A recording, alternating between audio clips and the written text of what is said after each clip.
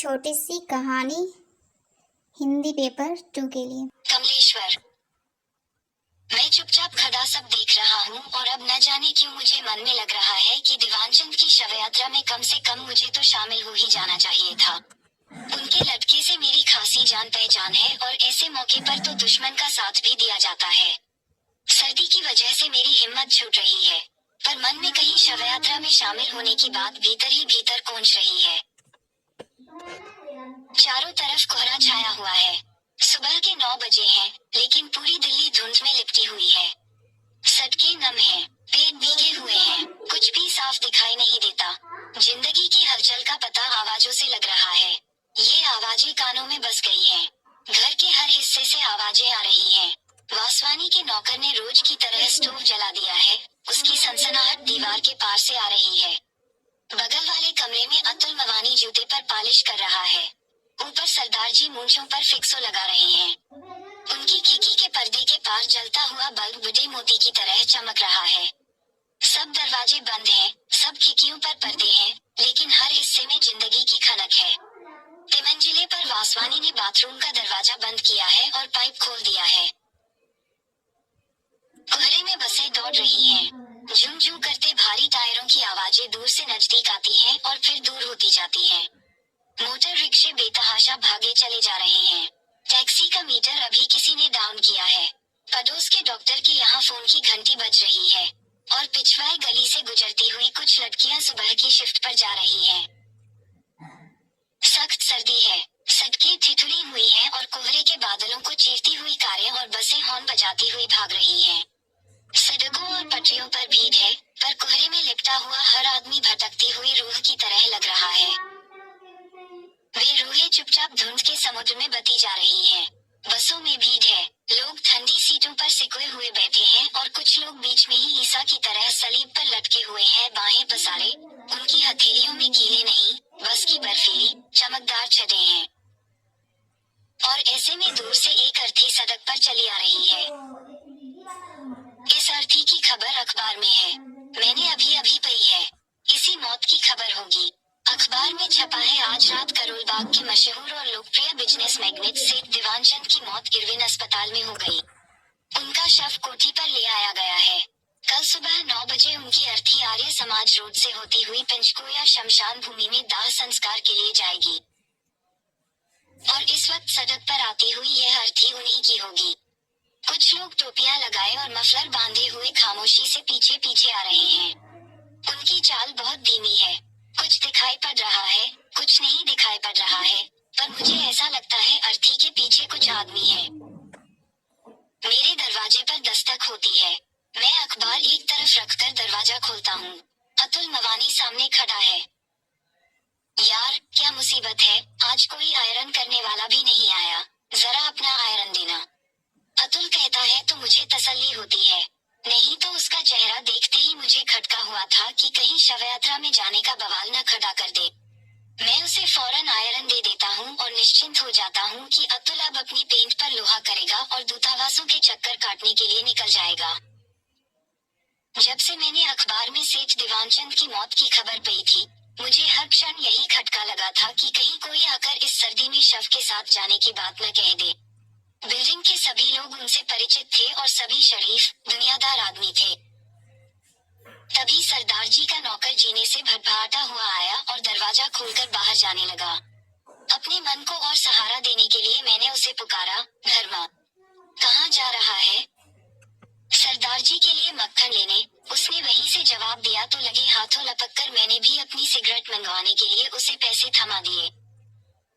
सरदार जी नाश्ते के लिए मक्खन मंगवा रहे हैं, इसका मतलब है वे भी शव यात्रा में शामिल नहीं हो रहे हैं।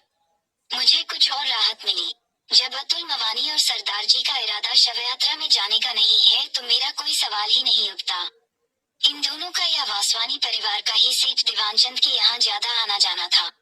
मेरी तो 4-5 बार की मुलाकात भर थी। अगर ये लोग ही शामिल नहीं हो रहे हैं तो मेरा सवाल ही नहीं उठता। सामने बारजे पर मुझे मिसेस वासवानी दिखाई पड़ती हैं। उनके खूबसूरत चेहरे पर अजीब सी सफेदी और होठों पर पिछली शाम की लिपस्टिक की हल्की लाली अभी भी मौजूद थी। गाउन पहने हुए ही वे निकली हैं और अपना जूड़ा बांध रही हैं। उनकी आवाज सुनाई पड़ती है, दाशलग, जरा मुझे पेस्ट देना, प्लीज। मुझे और राहत मिलती है। इसका मतलब है कि मिस्टर वासवानी भी मैयत में शामिल नहीं हो रहे हैं। दूर आर्य समाज रोड पर वह अर्थी बहुत आहिस्ता आहिस्ता बतिया रही है। अतुल मवानी मुझे आयरन लौटाने आता है। मैं आयरन लेकर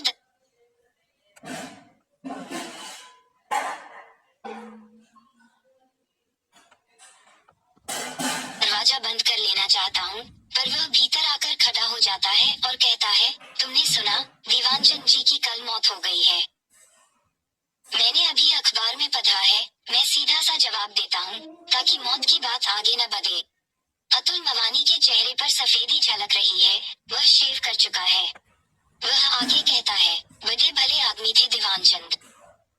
ये सुनकर मुझे लगता है कि अगर बात आगे बढ़ गई तो अभी शवयात्रा में शामिल होने की नैतिक जिम्मेदारी हो जाएगी। इसलिए मैं कहता हूँ, तुम्हारे उस काम का क्या हुआ?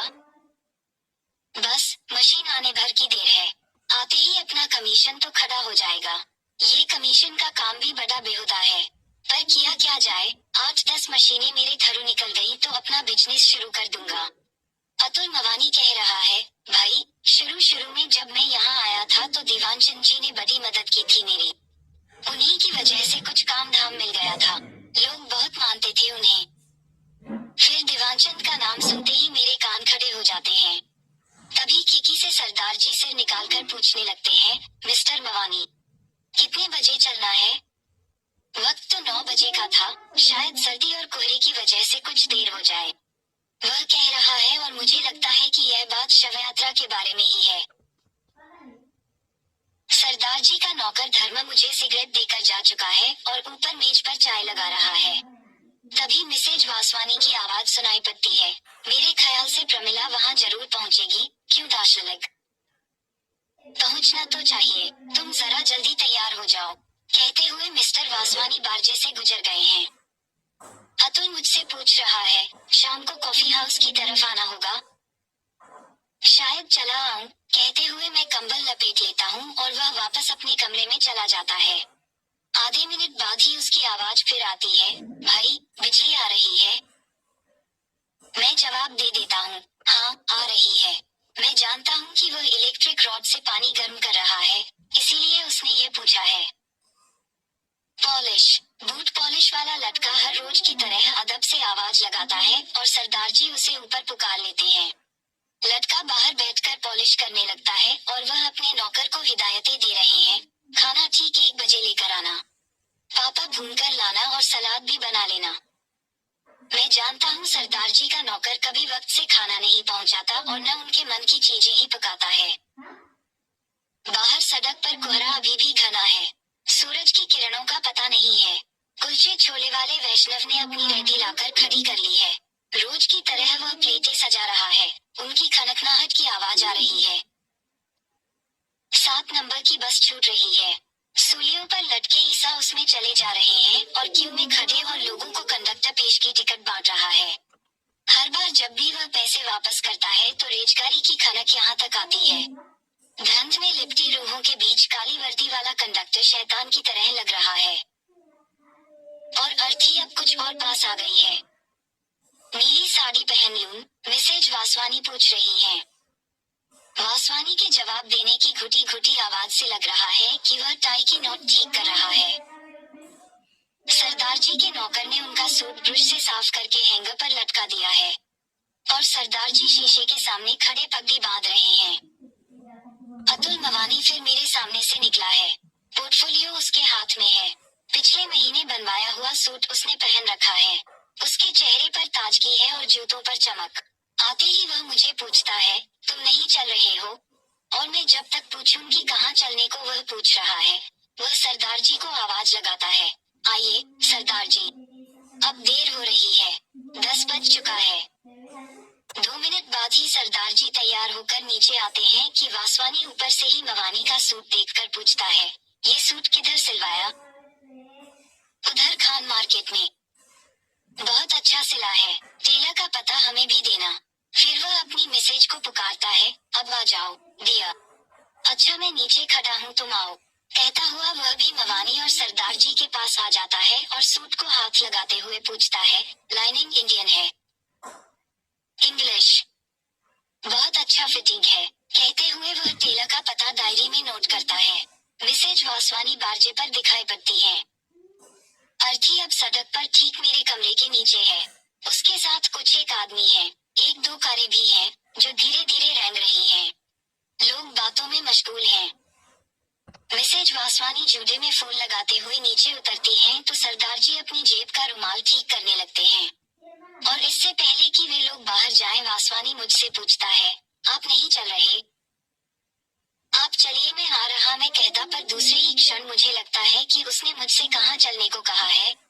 मैं अभी खड़ा सोच ही रहा हूँ कि वे चारों घर के बाहर हो जाते हैं। अर्थी कुछ और आगे निकल गई है। एक कार पीछे से आती है और अर्थी के पास धीमी होती है। चलाने वाले साहब शवयात्रा में पैदल चलने वाले एक आदमी से कुछ बात करते हैं और कार सर से आगे बढ़ जाती है। अर्थी के साथ पीछे जाने वाली दोनों कारें भी उसी कार के पीछे सरसराती हुई चली जाती हैं। मिसेज वासवानी और वे तीनों लोग टैक्सी स्टैंड की ओर जा रहे हैं। मैं उन्हें देखता रहता हूँ।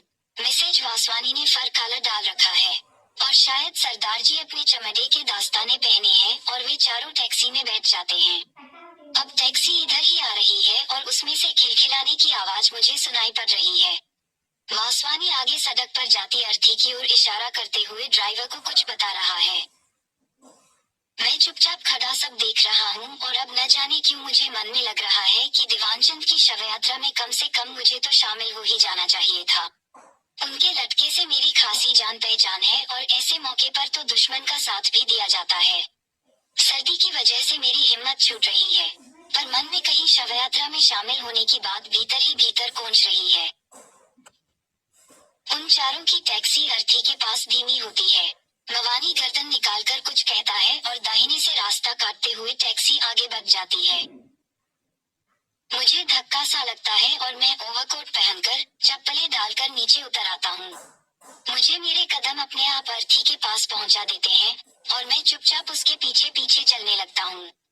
4 आदमी कंधा दिए हुए हैं और 7 आदमी साथ चल रहे हैं, 7वां मैं ही हूँ। और मैं सोच रहा हूँ कि आदमी के मरते ही कितना फर्क पड़ जाता है। पिछले साल ही दीवानचंद ने अपनी लड़की की शादी की थी तो हजारों की भीड़ थी। कोठी के बाहर कारों की लाइन लगी हुई थी। मैं अर्थी के साथ साथ लिंक रोड पर पहुंच चुका हूँ। अगले मोड़ पर ही पंचकुरिया शमशान भूमि है। और जैसे ही अर्थी मोड़ पर घूमती है, लोगों की भीड़ और कारों की कतार मुझे दिखाई देने लगती है। कुछ स्कूटर भी खड़े हैं। औरतों की भीड़ एक तरफ खड़ी है। उनकी बातों की ऊंची ध्वनियां सुनाई पड़ रही हैं। उनके खड़े होने में वही लचक है जो कनॉट प्लेस में दिखाई पड़ती है। सभी के जूडों के स्टाइल अलग अलग हैं।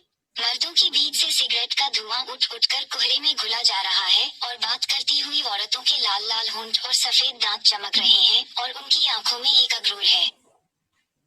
अर्थी को बाहर बने चबूतरे पर रख दिया गया है। अब खामोशी छा गई है। इधर उधर बिखरी हुई भीड़ शव के इर्द गिर्द जमा हो गई है और कारों के शोफा हाथों में फूलों के गुलदस्ते और मालाएं लिए अपनी मालकिनों की नजरों का इंतजार कर रहे हैं। मेरी नजर वासवानी पर पड़ती है। वह अपनी मिसेज को आंख के इशारे से शव के पास जाने को कह रहा है और वह है कि एक औरत के साथ खड़ी बात कर रही है। सरदार जी और अतुल मवानी भी वहीं खड़े हुए हैं। शव का मुंह खोल दिया गया है और अब औरतें फूल और मालाएं उसके इर्द गिर्द रखती जा रही हैं। सोफा खाली होकर अब कारों के पास खड़े सिगरेट पी रहे हैं। एक महिला माला रखकर कोट की जेब से रुमाल निकालती है और आंखों पर रखकर नाक सुरसुराने लगती है और पीछे हट जाती है। और अब सभी औरतों ने रुमाल निकाल लिए हैं और उनकी नाकों से आवाजें आ रही हैं। कुछ आदमियों ने अगरबत्तियां जलाकर शव के सिरहाने रख दी हैं। वे निश्चल खड़े हैं। आवाजों से लग रहा है औरतों के दिल को ज्यादा सदमा पहुंचा है। अतुल मवानी अपने पोर्टफोलियो से कोई कागज निकालकर वासवानी को दिखा रहा है। मेरे ख्याल से वह पासपोर्ट का फॉर्म है। अब शव को भीतर शमशान भूमि में ले जाया जा रहा है। भीड़ फाटक के बाहर खड़ी देख रही है। शोफरों ने सिगरेटें या तो पी ली हैं या बुझा दी हैं और वे अपनी अपनी कारों के पास तैनात हैं। शव अब भीतर पहुंच चुका है। मातम पुरसी के लिए ड्राइव और औरतें अब बाहर की तरफ लौट रहे हैं। कारों के दरवाजे खुलने और बंद होने की आवाजें आ रही हैं। स्कूटर स्टार्ट हो रहे हैं और कुछ लोग रीडिंग रोड बस स्टॉप की ओर बढ़ रहे हैं। कोहरा अभी भी घना है। सड़क से बसें गुजर रही हैं और मिसेज वासवानी कह रही है, प्रमिला ने शाम को बुलाया है, चलोगे ना डियर? कार आ जाएगी, ठीक है ना? वासवानी स्वीकृति में सिर हिला रहा है। कारों में जाती हुई औरतें मुस्कुराते हुए एक दूसरे से विदा ले रही हैं और बाय बाय की कुछ एक आवाजें आ रही हैं। कारें स्टार्ट होकर जा रही हैं। अतुल मवानी और सरदार जी भी रीडिंग रोड बस स्टॉप की ओर बढ़ गए हैं और मैं खड़ा सोच रहा हूँ कि अगर मैं भी तैयार होकर आया होता तो यहीं से सीधा काम पर निकल जाता। लेकिन अब तो 11:30 बज चुके हैं। चिता में आग लगा दी गई है और 4-5 आदमी पेड़ के नीचे पटी बेंच पर बैठे हुए हैं। मेरी तरह वे भी यूं ही चले आए हैं। उन्होंने जरूर छुट्टी ले रखी होगी, नहीं तो वे भी तैयार होकर आते। मेरी समझ में नहीं आ रहा है कि घर जाकर तैयार होकर दफ्तर जाऊं या अब एक मौत का बहाना बनाकर आज की छुट्टी ले लूं। आखिर मौत तो हुई ही है और मैं शव यात्रा में शामिल भी हुआ हूँ।